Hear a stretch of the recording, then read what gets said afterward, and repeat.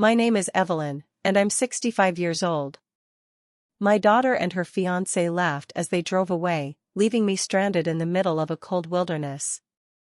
Good luck finding your way back, they said, their voices dripping with mockery as their taillights disappeared into the darkness. They had no idea I was the sole heir to a $200 million inheritance, and they had just failed the final test. If you're watching this, please like, subscribe, and tell me where you're watching from, because you're about to hear how a mother's love turned into a lesson they'll never forget. This is my story. Every word of it is true. And I need you to hear it, because maybe, just maybe, it will save someone else from the kind of betrayal that nearly destroyed me. Let me take you back to the beginning, to when my world still made sense. To when I still believed that family meant something sacred and unbreakable. I wasn't always alone. For 42 years, I had a husband, Richard. He was my everything. We built a life together from nothing, from two kids who met in college and decided that together, we could take on the world. And we did. Richard had a mind for business that was absolutely brilliant. He started with a small investment firm, and over the decades, through intelligence, hard work, and yes, some calculated risks, he built an empire. But he never let it change him. He never let the money poison what we had. We had one child. Sophie. Our beautiful, perfect Sophie. I remember the day she was born, February 14th, Valentine's Day. Richard said she was our greatest gift to each other. We poured everything into raising her. The best schools, the best opportunities, but more than that, we gave her love. Unconditional, unwavering love. Or at least, that's what I thought we were teaching her. Richard died 2 years ago. Pancreatic cancer. It took him fast, too fast. One day we were planning our retirement travels, and 6 months later, I was watching them lower his casket into the ground. The grief was suffocating. It was like someone had reached into my chest and ripped out half my soul. I couldn't breathe. I couldn't think. I couldn't imagine a single day without him. But I had Sophie.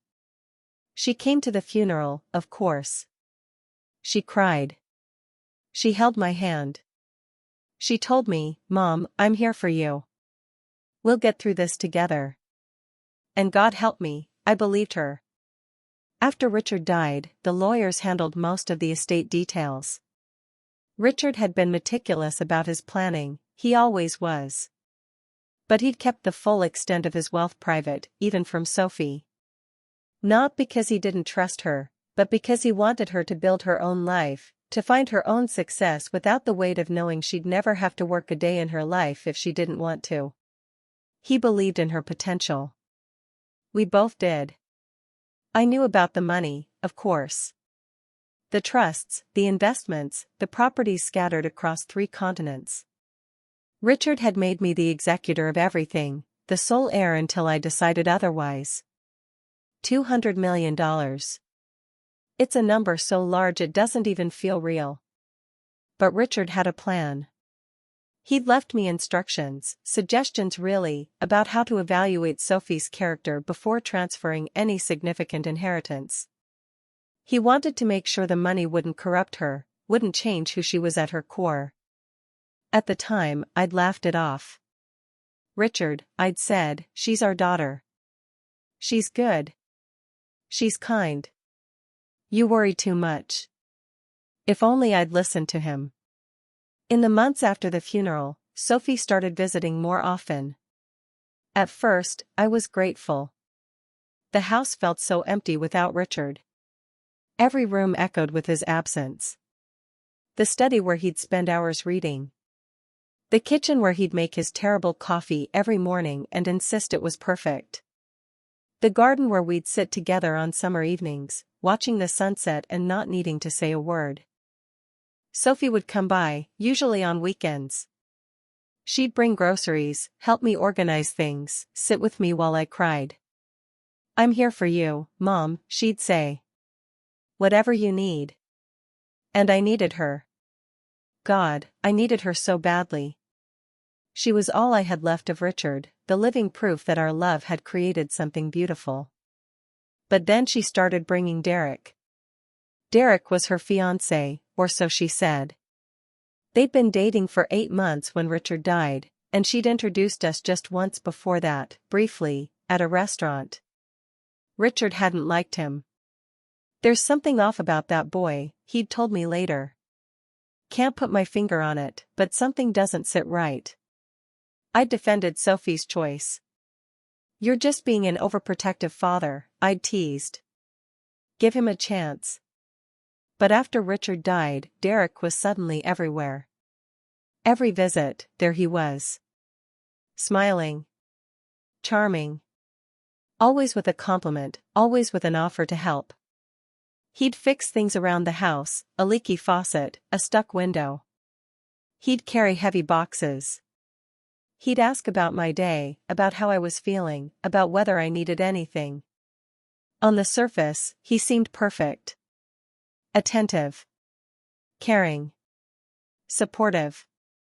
But there were moments, small, fleeting moments, when I'd catch something in his eyes. A calculation. A measuring. Like he was assessing value rather than offering comfort. And the questions started. Subtle at first. "Evelyn, have you thought about what you'll do with Richard's business interests?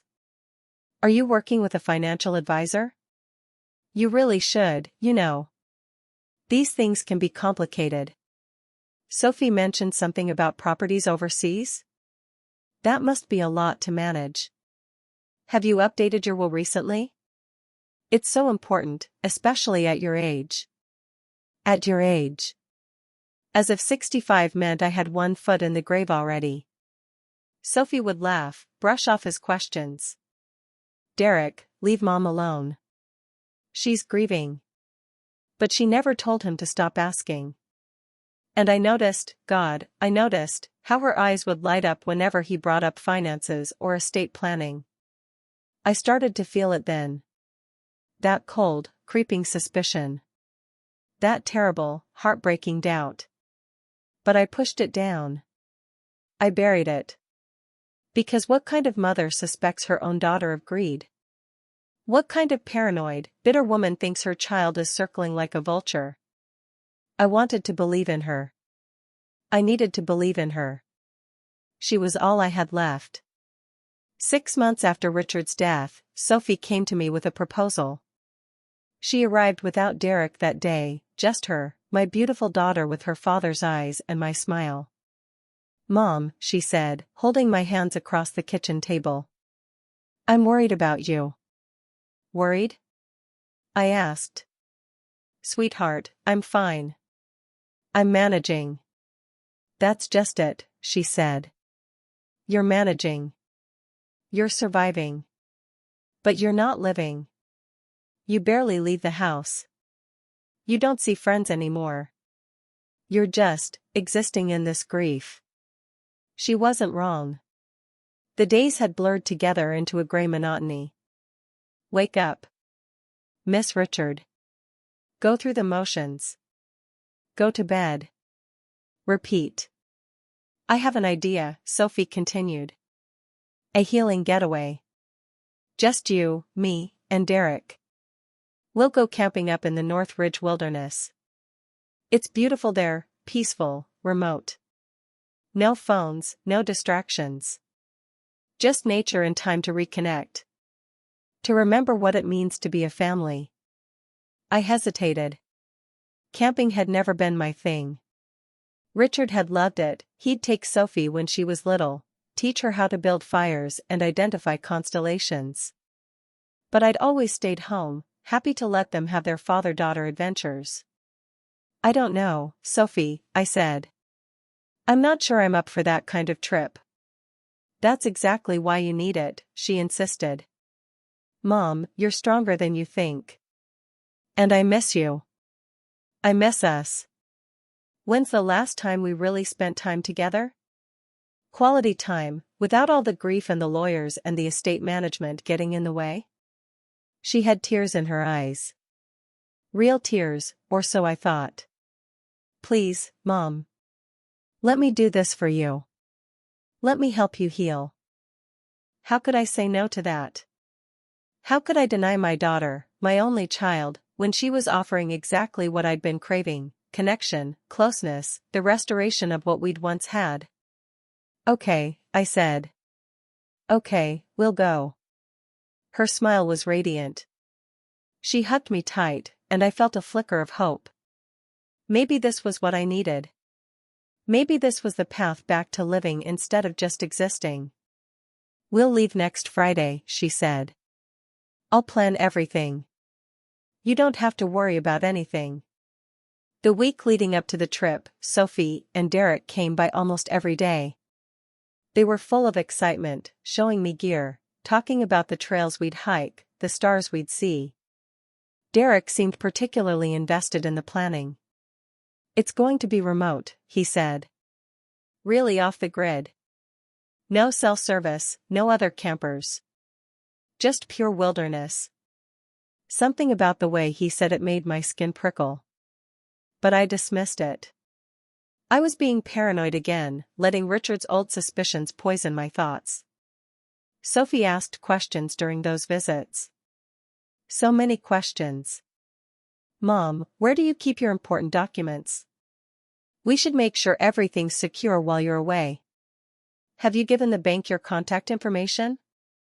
In case they need to reach you? What's your lawyer's name again? I want to make sure I have it, just in case of an emergency. Have you thought more about the estate? What do you want to do with Dad's legacy? I answered some questions. Deflected others. I'd learned to be careful about discussing finances, even with my own daughter. Richard's instructions had been clear: evaluate her character before making any irrevocable decisions. The night before the trip, Derek asked if he could borrow my laptop to look up weather conditions for the wilderness area. I let him use it, not thinking anything of it. But I noticed him browsing for longer than necessary, his fingers moving quickly across the keyboard. When I asked if he'd found what he needed, he closed the laptop fast, too fast, and smiled that charming smile. All set, he said. We're going to have perfect weather. I couldn't sleep that night. Something felt wrong. Every instinct I had was screaming at me to cancel the trip, to make up an excuse, to stay home where it was safe and familiar. But I told myself I was being ridiculous. This was my daughter. My flesh and blood.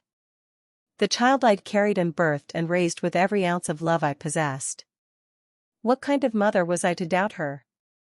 Friday morning arrived cold and gray. Sophie and Derek picked me up at 7 a.m. in Derek's truck, a big, sturdy vehicle with camping gear already loaded in the bed. I climbed into the back seat with my small duffel bag, feeling underprepared compared to their extensive equipment. Ready for an adventure? Derek asked, grinning at me in the rearview mirror. As ready as I'll ever be, I said, forcing a smile. Sophie reached back and squeezed my hand. This is going to be so good for us, Mom. You'll see. We drove for hours. The city gave way to suburbs, then to rural farmland, then to forest. The roads got narrower, rougher. We turned onto a dirt track that seemed to go on forever, winding deeper and deeper into wilderness. The trees pressed in on both sides, dense and dark. Are we almost there? I asked after what felt like the 100th turn. Almost, Derek said. His voice had changed. The cheerful enthusiasm was gone, replaced by something flat and cold. I looked at Sophie. She was staring out the passenger window, her jaw tight. She wouldn't meet my eyes. That's when the fear really hit me. Real, primal fear that made my heart hammer and my hands go clammy. Sophie? I said.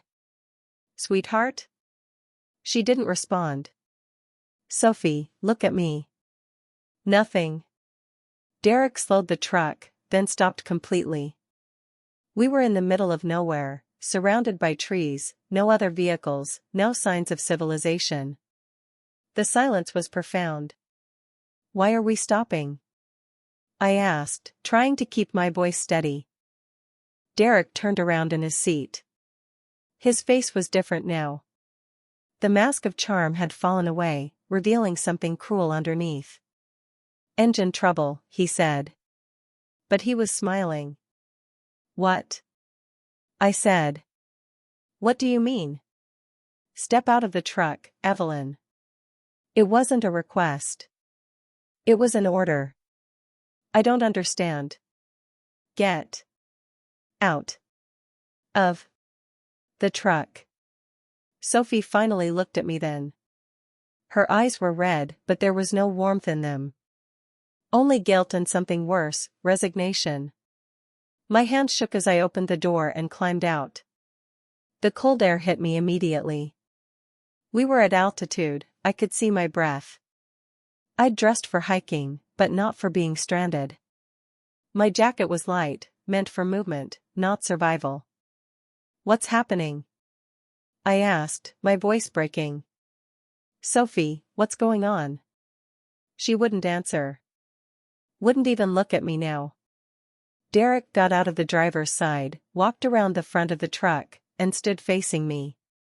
"Here's the thing, Evelyn. We know about the money. All of it. We know about Richard's trusts, the offshore accounts, the properties, the investments. $200 million. That's a lot of money for one old woman to sit on." Old woman. The words hit like a slap. "We're done waiting," he continued. "Done playing the dutiful family. You're going to sign everything over to Sophie. Tomorrow, when we get back to civilization, we're going to your lawyer's office, and you're going to make the transfer." I stared at him, my mind struggling to process what I was hearing. "And if I don't?" He shrugged. "Then you don't make it out of these woods." "You're insane," I whispered. "You're both insane."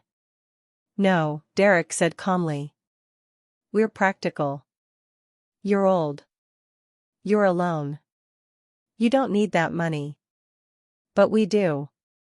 We have our whole lives ahead of us.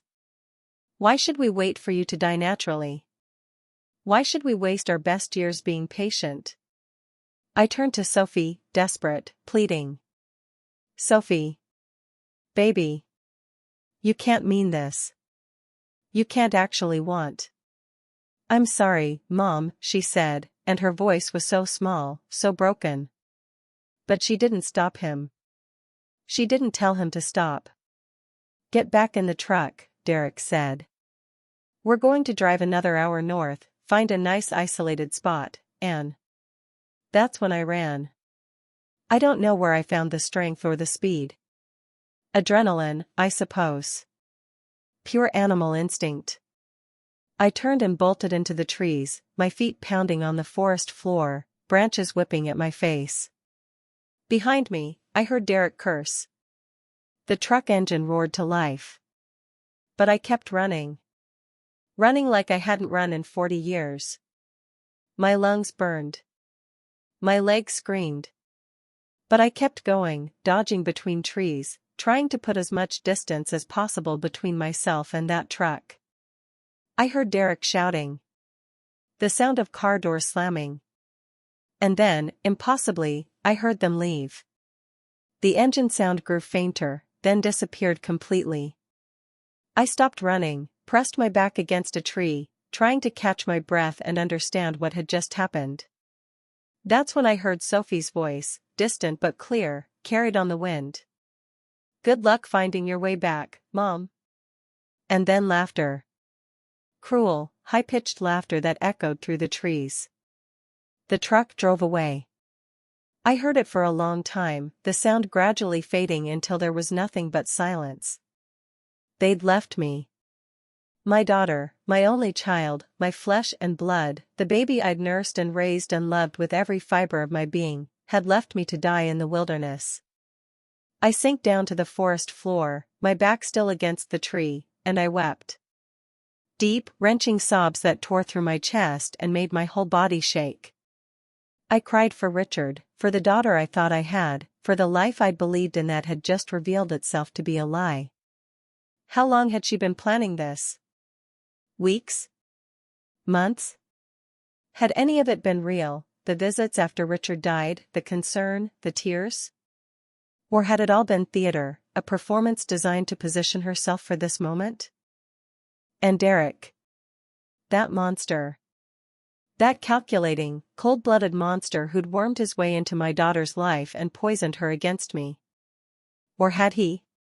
Was I making excuses for Sophie, trying to cast her as the victim of manipulation when the truth was simpler and more horrible? Maybe she'd wanted this. Maybe she'd always wanted this. Maybe I'd been blind to her true nature for 65 years. The grief and betrayal were suffocating. I wanted to lie down right there on the cold ground and let the wilderness take me. What was the point? Richard was gone. Sophie was gone, not dead, but something worse. The person I thought she was had never existed. I was alone in every possible way. But then I heard Richard's voice. Not literally, I'm not crazy, but in my memory, clear as day. Never underestimate yourself, Evie. You're stronger than you know. He'd told me that 1,000 times over our 42 years together. When I'd doubted myself, when I'd been afraid, when I'd wanted to give up, he'd always believed in me. Even when I hadn't believed in myself. I got up. My legs shook, but I got up. I wasn't going to die out here. I wasn't going to give them that satisfaction. I won't lie to you, the first few hours were hell. I had no compass, no map, no phone. I had a light jacket, jeans, hiking boots, and a water bottle that was half empty. That was it. The temperature was dropping. It was October, and we were at altitude. I'd seen snow on some of the higher peaks as we'd driven in. If I didn't find shelter before nightfall, hypothermia was a real possibility.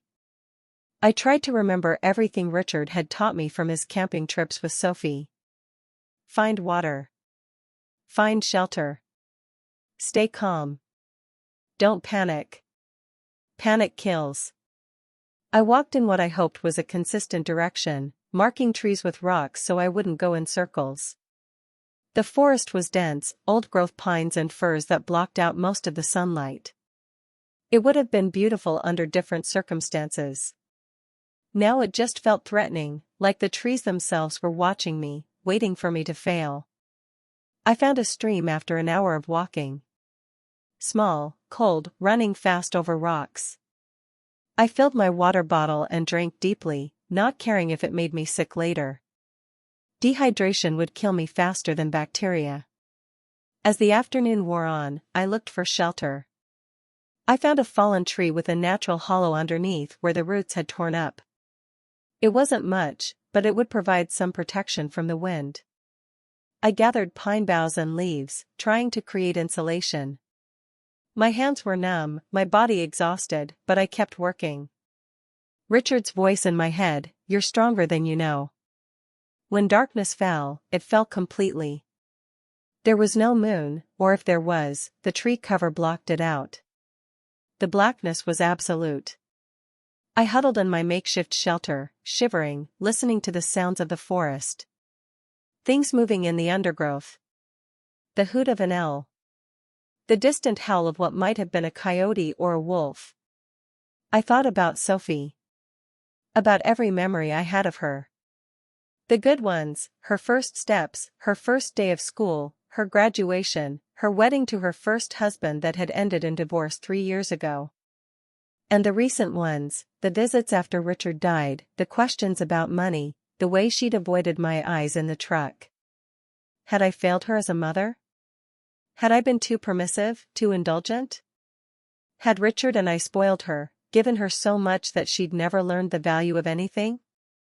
Or was this something else, something broken in her that had nothing to do with my parenting? Some fundamental lack of empathy or conscience that I'd been too blind to see? The anger started to build then. Not hot, explosive anger, but something cold and hard and focused. They'd tried to kill me. They'd brought me out here with the intention of leaving me to die. And for what?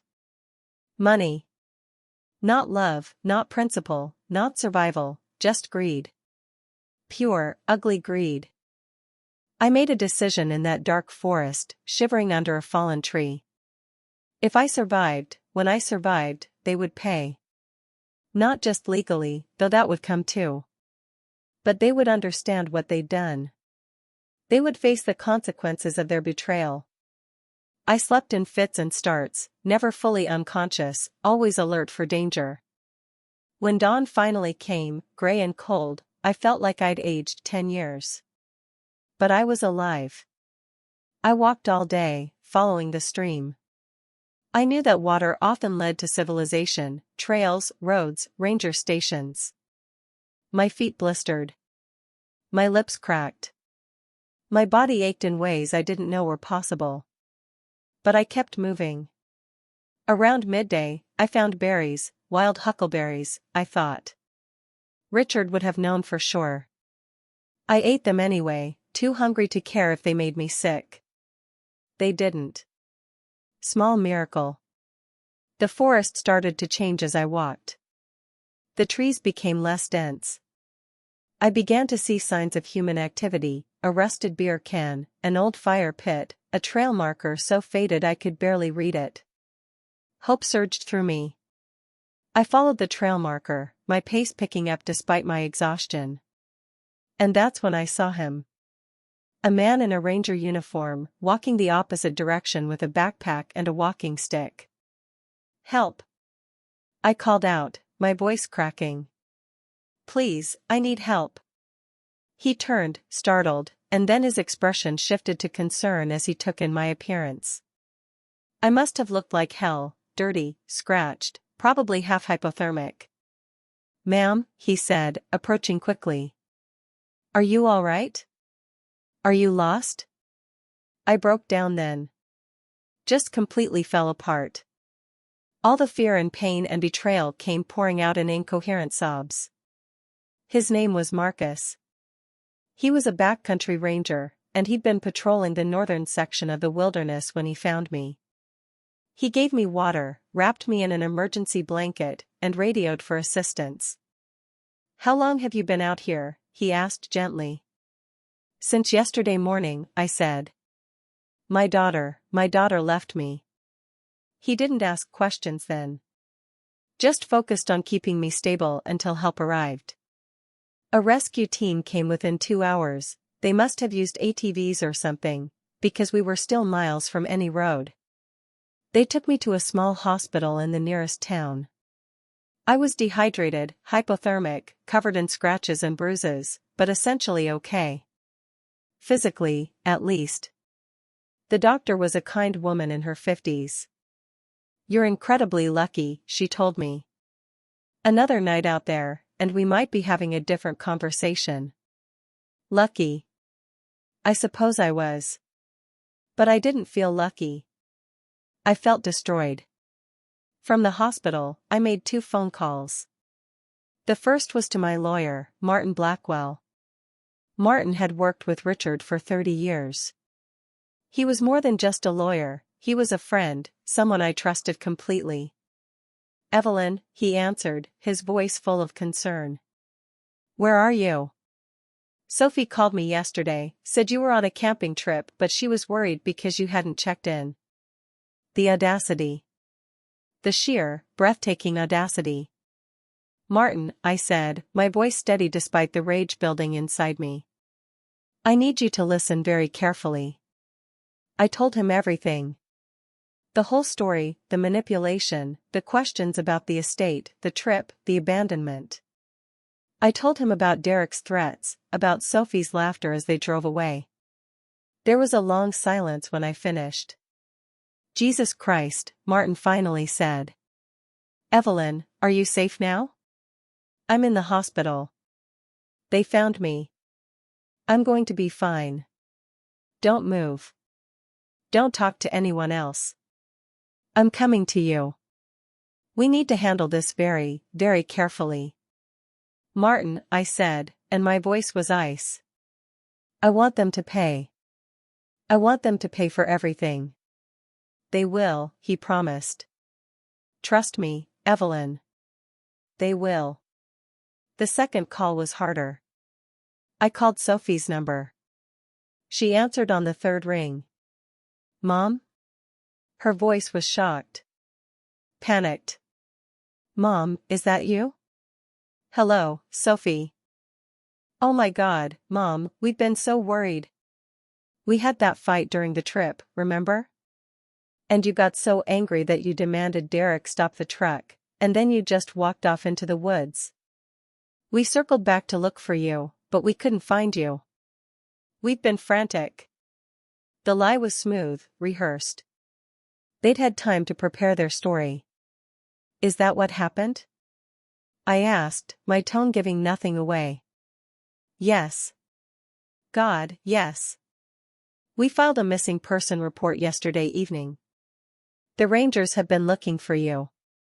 Where are you? Are you okay?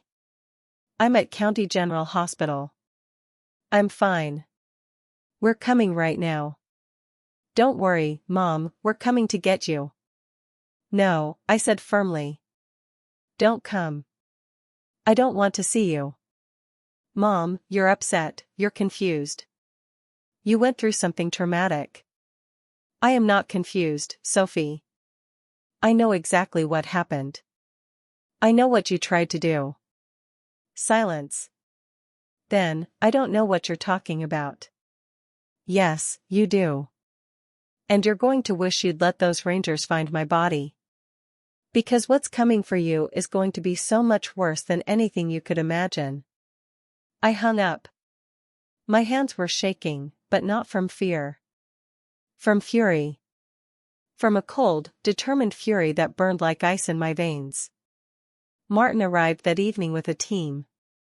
Not just lawyers, investigators, forensic accountants, even a retired FBI agent he'd brought in as a consultant. We set up in a conference room at the hospital and began planning. First, Martin said, we document everything. Every interaction, every conversation, every questionable action they've taken. We build an airtight case. He'd already started pulling records. Credit card statements showing Derek's gambling debts, over $200,000 to various casinos and online betting sites. Bank records showing Sophie's accounts were nearly empty despite her supposedly stable job. Phone records that would show a pattern of calls between Sophie and Derek that went back almost a year, well before Richard had died. They've been planning this for a long time, Martin said grimly. This wasn't impulsive. This was premeditated. We discovered that Derek had a criminal record. Nothing violent, but fraud, embezzlement from a previous employer, identity theft. He'd served 18 months in minimum security and been released 3 years ago. Sophie knew. She had to know. No one dates someone for that long without doing basic background checks. And my laptop, the one Derek had borrowed to check the weather? Martin's tech expert found evidence that he'd attempted to access my banking passwords, my email, and various financial sites. He'd installed keylogging software. The man had been trying to steal my identity, to gain access to Richard's estate through digital theft. This is bigger than abandonment, Martin said. This is conspiracy to commit fraud, attempted murder, elder abuse. We can bury them.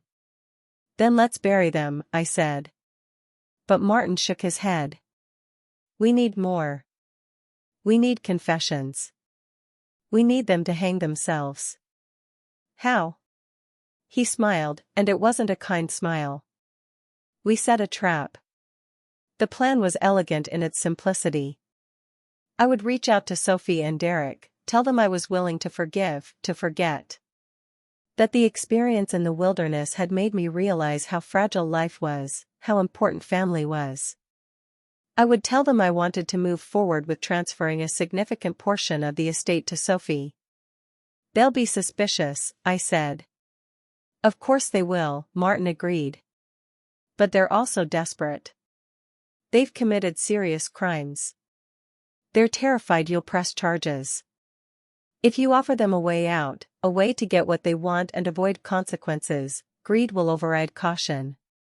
We set up the meeting at my lawyer's office. Neutral ground. I would be wired. Every word recorded. Martin would be in the next room with local police detectives who'd agreed to assist. I called Sophie 3 days after I left the hospital. Sophie, it's Mom. Mom. Her voice was careful, controlled. How are you? I've been thinking. About what happened. About everything. Mom, I'm so sorry about the confusion. About the fight we had. I never meant. Stop, I interrupted. Please. Just stop. I know you're lying. You know you're lying. Let's not insult each other's intelligence. Silence. But, I continued, I've been doing a lot of soul searching. And I've realized something. You're my daughter. My only child. I only have so many years left, and I don't want to spend them in conflict. I don't want to spend them alone. Mom. Let me finish. I'm willing to put this behind us. All of it. I'm willing to move forward.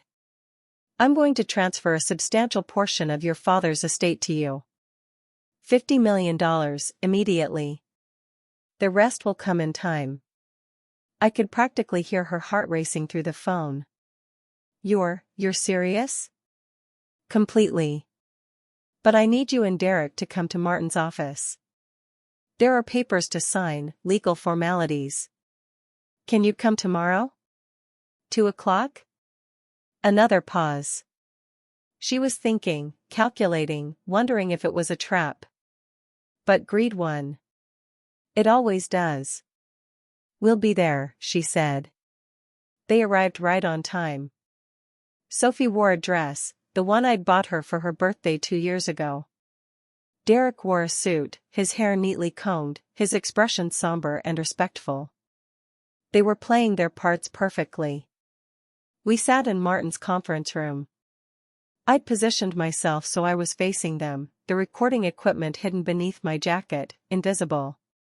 Thank you for coming, I said.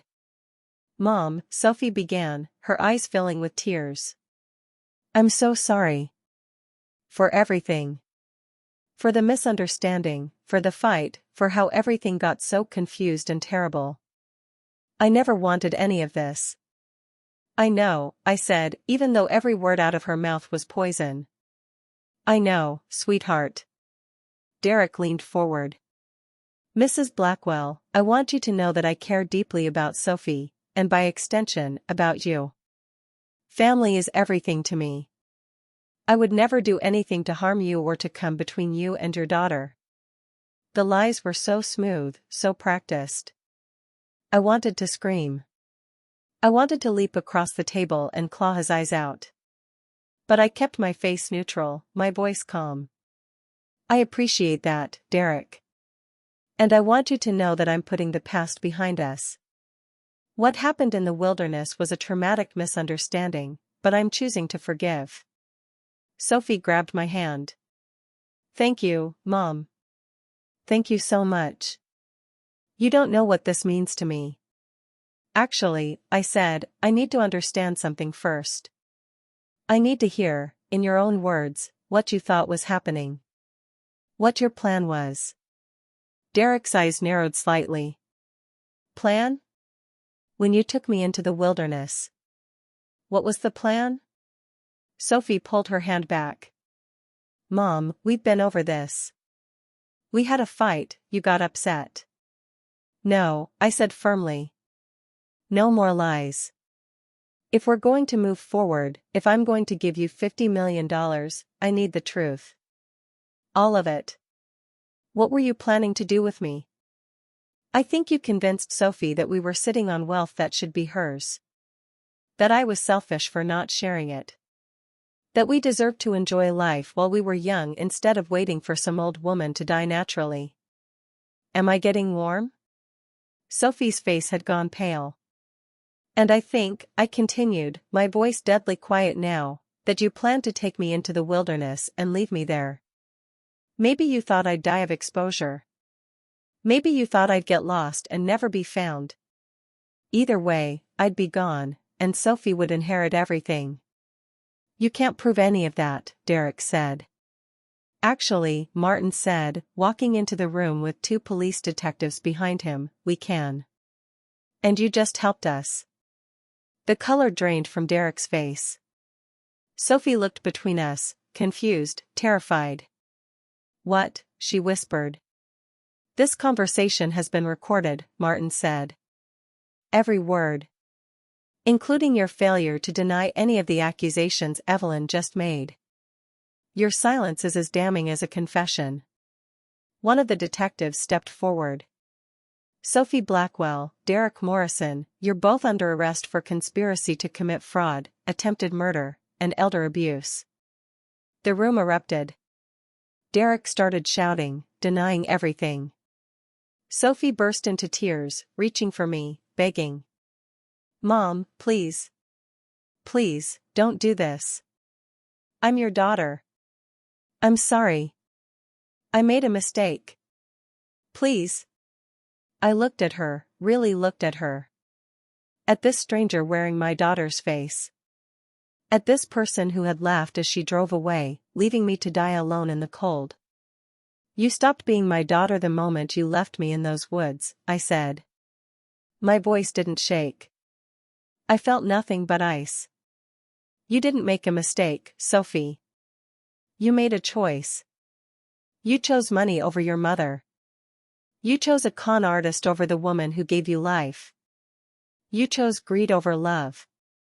I didn't mean it, she sobbed. Derek said, he said we could scare you, make you sign things over, but we were going to come back. We were always going to come back. That's a lie, I said flatly. You waited hours before reporting me missing. You circled back? No, you didn't. The ranger who found me said no vehicles had been through that area in days. You left me to die and then you crafted your story. You rehearsed your lines. You prepared to play the grieving daughter who'd lost her mother in a tragic accident. Derek lunged toward me then, his face twisted with rage. You stupid bitch. You could have just given us the money. You're going to die soon anyway. What does an old woman need with $200 million? The detectives grabbed him, forcing his hands behind his back. The cuffs clicked into place with a sound that was deeply satisfying. That's what this was always about, wasn't it? I said to him, not love for my daughter. Not building a life together. Just my money. You're damn right, he spat. Sophie's been wasting her life waiting for you to die. Playing the dutiful daughter while you hoard your dead husband's fortune. We deserve that money. We're young. We have plans. Derek, shut up. Sophie screamed. Shut up. But he couldn't stop. The mask had fallen completely now, revealing the monster underneath. You know what your precious daughter said when I first suggested the plan? Derek sneered. She said, it's about time. She's lived long enough. Those were her exact words. She's lived long enough. I looked at Sophie. She was shaking her head, tears streaming down her face, but she didn't deny it. Couldn't deny it. I want you to know something, I said to both of them as the detectives prepared to lead them away. That money you wanted so badly? Your father set up the trusts with very specific conditions, Sophie. If you were ever convicted of a crime against me, if you ever acted with malice toward me, you would be automatically disinherited. Not just from the estate, from everything. Every penny he left behind. Sophie's face went white. No. No, you're lying. I'm not. Your father knew. Somehow, he knew what kind of person you might become. He built in protections. Even from the grave, he's taking care of me. The irony is that if you'd just been patient, if you'd just been kind, you would have inherited everything when I died naturally. I'd already updated my will after Richard passed. You were the sole beneficiary." The words hit her like physical blows. She crumpled, her legs giving out. The detective had to hold her up. "But you couldn't wait," I continued. "You couldn't even pretend to love me for a few more years. And now you have nothing. No inheritance. No freedom. Just prison time and the knowledge that your greed destroyed everything." "Mom, please," Sophie whispered one last time. "I don't have a daughter," I said. "My daughter died in those woods. You're just a stranger who wears her face." They led them away. Sophie was still crying, still begging. Derek was cursing, threatening lawsuits, threatening me. Their voices echoed down the hallway and then faded into nothing. I sat in that conference room for a long time after they left. Martin sat with me, quiet, letting me process. "Are you all right?" he finally asked. "No," I said honestly. "But I will be." The legal proceedings took months. The evidence was overwhelming: my testimony, the recordings from the lawyer's office, Derek's keylogging software on my laptop, the financial records showing their desperation, witness statements from people who'd heard them discussing Evelyn's money at parties and gatherings. The wilderness location itself became crucial evidence. I'd managed to remember enough details that investigators could find the exact spot where they'd stopped the truck. There were tire tracks. There was evidence of my panic, branches I'd broken in my flight, blood on a tree where I'd scraped my arm. Most damning of all, they found a note. I'd written it that first night in the wilderness, using a pen I'd had in my jacket pocket and a tissue from the same pocket. It was barely legible, written in the dark by feel more than sight, but the message was clear. My daughter Sophie and her fiancé Derek Morrison brought me here to die. If you're reading this, I didn't make it. Please make sure they're held accountable. Evelyn Blackwell, October 2024 inch. I'd tucked it into a crack in the fallen tree where I'd sheltered, hoping against hope that if I died, someone would eventually find it. The investigators discovered it, preserved it, and entered it into evidence. In court, Sophie's defense tried to paint me as a vindictive old woman angry about her daughter's choice of partner. They tried to claim the plan was just dark humor between a couple, that they'd genuinely had a fight with me and I stormed off, that they'd looked for me and filed a missing persons report in good faith. But Derek's recorded confession destroyed that narrative. His own words, "We could scare you, make you sign things over," proved premeditation. His attack on me in Martin's office, captured on video, showed his true character. The prosecution was relentless. They brought in expert witnesses who testified about elder abuse, about the psychological manipulation I'd endured, about the calculated nature of the crime. They showed the jury my medical records from the hospital, the hypothermia, the dehydration, the injuries that proved how close I'd come to dying. Sophie broke down on the witness stand. She admitted that Derek had suggested the plan months earlier. She admitted that she'd gone along with it, that she'd wanted the money, that she'd been tired of waiting. She claimed she'd never really thought I would die, that she'd convinced herself we'd find me within a few hours and everything would be fine. The jury didn't believe her. Neither did I. Derek got 15 years for conspiracy to commit murder, fraud, and elder abuse.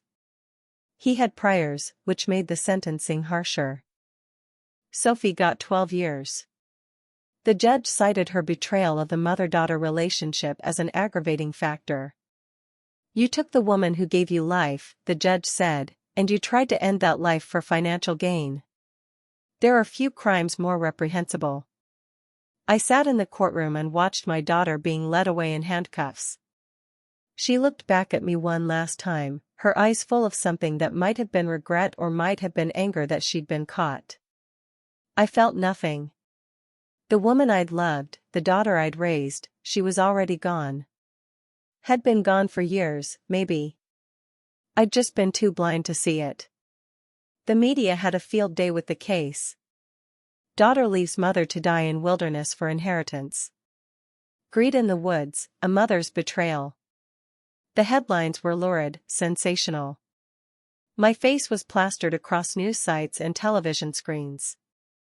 I gave one interview to a local journalist who'd covered the trial fairly. She asked me how I'd survived, both physically and emotionally.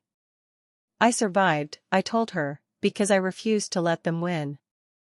In that wilderness, I found something my daughter lost a long time ago: my strength, my purpose, and my sense of self-worth. She thought I was weak because I was grieving.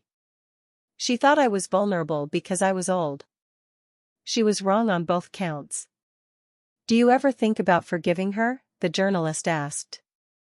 I thought about that for a long moment. Forgiveness is complicated. I forgive the child she was, the little girl who used to bring me dandelions and tell me I was the best mommy in the world. But the woman who left me to die?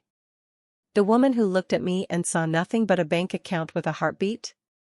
I don't know if I can forgive that. I don't know if I should. What would you say to her if you could say anything? I'd tell her that she had everything. A mother who loved her unconditionally. A father who provided for her future. A family legacy built on hard work and integrity. And she threw it all away for money she wouldn't have to wait long to inherit anyway. I'd tell her that she's the poorest person I know, because she has no idea what real wealth is. The interview went viral.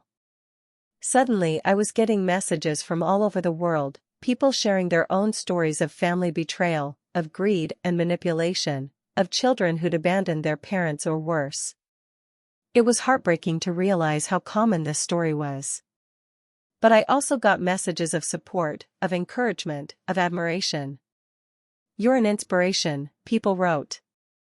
"You showed that survival isn't just physical, it's emotional and spiritual too." I didn't feel like an inspiration. I felt like someone who'd been forced to learn lessons she never wanted to know. With Sophie convicted and disinherited, I had to decide what to do with Richard's fortune. The $200 million that had caused so much pain and destruction. I could have lived lavishly on it. Traveled the world in first-class comfort, bought mansions, collected art, indulged every whim. Richard would have wanted me to enjoy it, to use it to make my remaining years beautiful. But every time I thought about spending it on myself, I saw Sophie's face. I heard Derek's words, "What does an old woman need with $200 million? He was right, in a way. I didn't need it. I'd lived most of my life without that kind of wealth, and I'd been happy. The money had brought me nothing but heartbreak. So I made a decision. I established the Richard Blackwell Foundation for Elder Welfare. The foundation's mission is threefold: to provide legal assistance to elderly victims of financial abuse, to fund wilderness safety programs, and to support grief counseling for people who've lost their families to estrangement or betrayal. I endowed it with $150 million. The remaining $50 million I put into trusts, some for extended family members who'd been kind to me after Richard's death, some for charities Richard had cared about, and a significant amount for Marcus, the ranger who'd saved my life. I made sure he and his family would never have to worry about money again. The foundation started operating last year. We've already helped dozens of elderly people escape financial exploitation by family members. We've funded safety equipment and training programs for wilderness areas across the country. We've provided free counseling to thousands of people grappling with family estrangement. Every person we help is a small victory against the greed and cruelty that nearly killed me. People often ask me if I'm lonely now. If I regret not having children in my life, not having that family connection. The truth is, I'd built a new family. Not of blood, but of choice. There's Martin, my lawyer, who's become one of my closest friends. We have dinner once a week and talk about everything from law to literature to the general absurdity of human nature. There's Marcus, the ranger, who visits every few months with his wife and kids. His children call me Grandma Evelyn, and I spoil them shamelessly with gifts and stories. There's a whole community of people connected to the foundation: abuse survivors, activists, attorneys, counselors, who become my extended family. They see me not as a victim or a cautionary tale, but as someone who fought back and won. And yes, there are still hard days. Days when I miss the daughter I thought I had. Days when I wonder if I could have done something differently, raised her better, seen the warning signs sooner. Days when the betrayal feels as fresh as it did in that wilderness. But those days are becoming fewer. The grief is fading into something I can carry without it crushing me. Last month, I received a letter from Sophie. Her first communication since the trial. The prison had forwarded it to Martin's office, and he'd called to ask if I wanted to read it. I almost said no. Almost told him to burn it. But curiosity won out. The letter was 10 pages long, handwritten on prison stationery. In it, Sophie apologized. Extensively. She talked about how much she'd changed, how much time she'd had to think, how deeply she regretted her actions.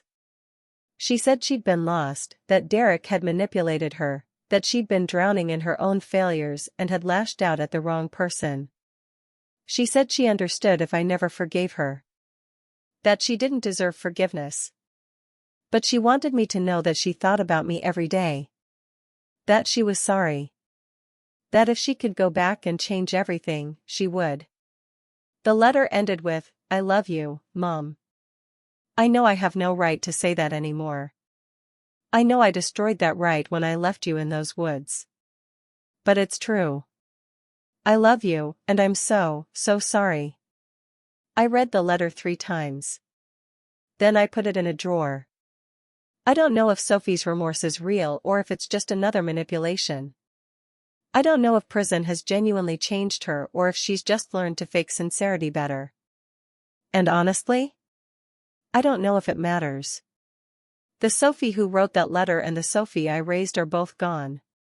The first died in my heart the day she drove away laughing. The second never really existed, she was just a dream, a fantasy of who I wanted my daughter to be. I haven't written back. I don't know if I will. Maybe someday, when enough time has passed and enough healing has happened. Or maybe never. Some betrayals are too profound to bridge, no matter how many apologies pile up on either side. I'm 67 now. 2 years have passed since that terrible October day. I've aged, certainly, more gray hair, more lines around my eyes. But I've also grown stronger. Not just physically, though I'm healthier now than I was before the wilderness. But mentally, emotionally, spiritually stronger. I know who I am now. Not Richard's wife, though I was that and loved it. Not Sophie's mother, though I tried to be. Just Evelyn. A woman who survived betrayal and rebuilt herself from the ashes of her old life. I've started traveling, the trips Richard and I always planned but never took. I've been to Scotland, New Zealand, and Japan. I travel alone, and I like it that way. No one to please but myself. No one to worry about but myself. I've taken up painting. I'm terrible at it, but it doesn't matter. The act of creating something, of putting color on canvas and watching it become something new, it's healing in a way I never expected. I've made new friends, real friends who like me for who I am rather than what I have. We play cards on Thursday nights and complain about our aching joints and laugh at stupid jokes. It's simple and honest and good. Sometimes I think about what Derek said, what does an old woman need with $200 million? The answer, I've learned, is nothing. I didn't need the money. What I needed was the truth. I needed to see my daughter's real nature before I handed her a fortune that would have destroyed what little humanity she had left. I needed to discover my own strength, my own resilience, my own worth apart from being someone's wife or someone's mother. The money was just the test. The wilderness was just the classroom. The real lesson was about who I am when everything is stripped away, when the person I loved most in the world has betrayed me, when death is circling close, when I have nothing but my own will to survive. And I learned that I'm enough. Just me, Evelyn, is enough. I went back to the wilderness last fall. Not the exact spot, I never want to see that place again. But I went to the Northridge Wilderness with Marcus as my guide. We hiked for 3 days, camping under the stars, cooking over a fire, talking about life and loss and moving forward. On the last night, we sat by the fire and Marcus asked me something he'd clearly been holding back. Do you regret it? Any of it? Pushing for the prosecution, sending Sophie to prison, cutting her out completely? I watched the flames dance, remembering another fire and another life when I'd still believed in my daughter's goodness. No, I said finally. I regret that it happened. I regret that she became someone capable of that cruelty. But I don't regret holding her accountable. She tried to kill me, Marcus. Not in a moment of passion or self-defense, but coldly, calculatedly, for money. If I'd forgiven that, if I'd let it go, what would that say about the value of my own life? He nodded slowly. My mother always said, you teach people how to treat you. You taught Sophie that her actions have consequences. I taught her that too late, I said. I should have taught her that when she was young. Maybe if I'd been stricter, less indulgent, more aware of her character flaws. Stop, Marcus interrupted gently. You can't take responsibility for who she chose to become. You gave her love and opportunity. She chose greed and betrayal. That's on her, not you. Maybe he was right. Maybe I've spent too much time wondering what I did wrong and not enough accepting that sometimes people make terrible choices no matter how they were raised. Last week, I got word that Derek's parole hearing was denied. He'll serve his full 15 years. The judge cited his complete lack of remorse and his continued attempts to blame me for his imprisonment. Apparently, he's been telling anyone who'll listen that I'm a vindictive old woman who entrapped him, that he never meant any harm, that I manipulated the whole situation. The judge saw through it. So did the parole board. Sophie's been a model prisoner, according to her reports. She's taken classes, gotten therapy, and worked in the prison library. Her next parole hearing is in 3 years. She might get out early for good behavior. Part of me hopes she does. Not because I want to see her, not because I'm ready to have her in my life. But because I hope the person who comes out of that prison is different from the person who went in. I hope she's learned something about empathy, about consequences, about the value of human life over material wealth. But I won't be there waiting when she's released. I won't be offering reconciliation or a fresh start. That bridge is burned. Ashes scattered. Nothing left to build on. If Sophie rebuilds her life, she'll have to do it without me. And maybe that's the final lesson she needs to learn, that some mistakes can't be unmade, some betrayals can't be forgiven, and some relationships, once broken, stay broken forever. I want to tell you something important, something I wish someone had told me years ago. Not all families are worth keeping. We're taught from childhood that family is everything. Blood is thicker than water. You stand by your family no matter what.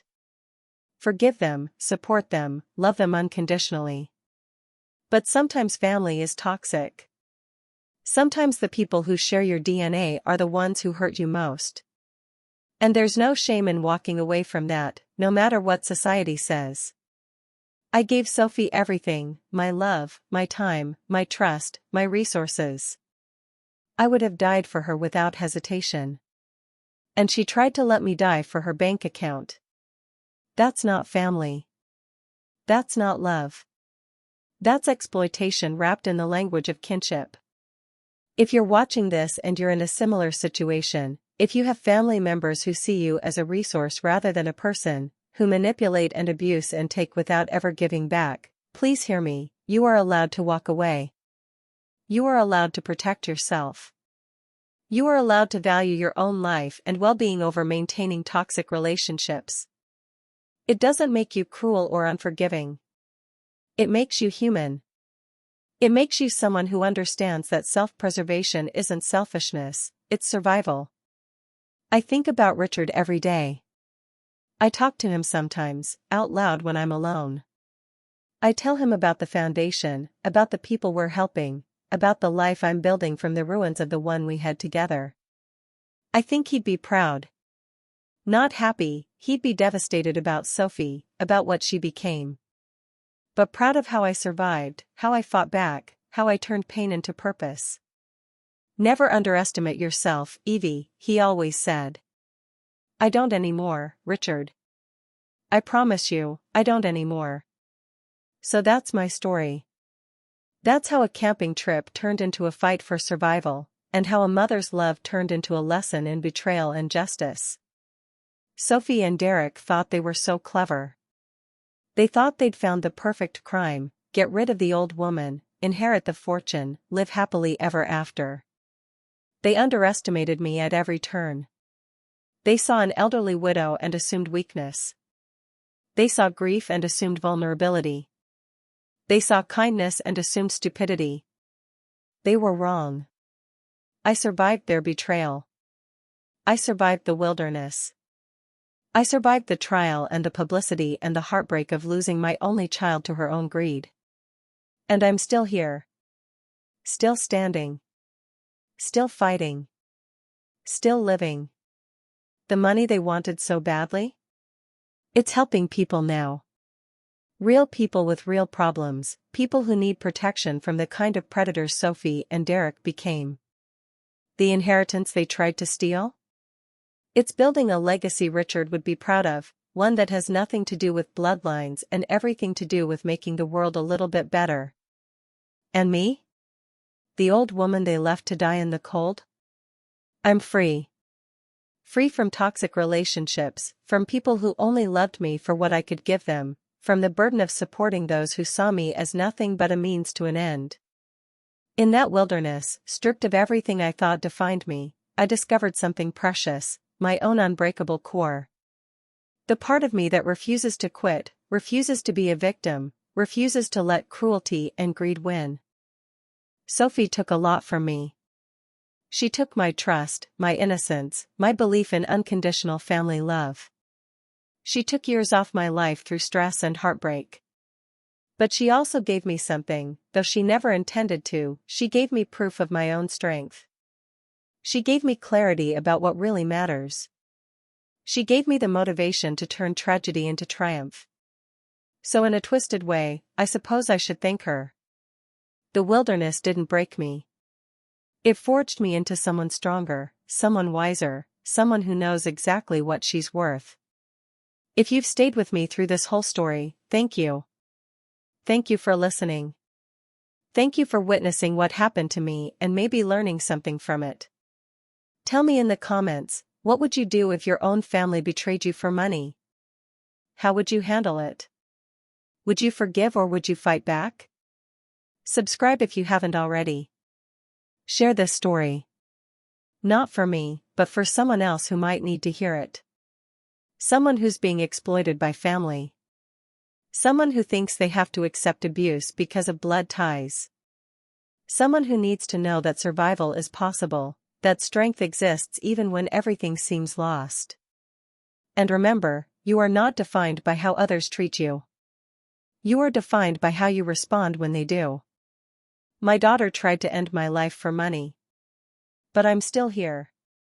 And I'm going to make damn sure that every day I have left counts for something. Thank you for listening.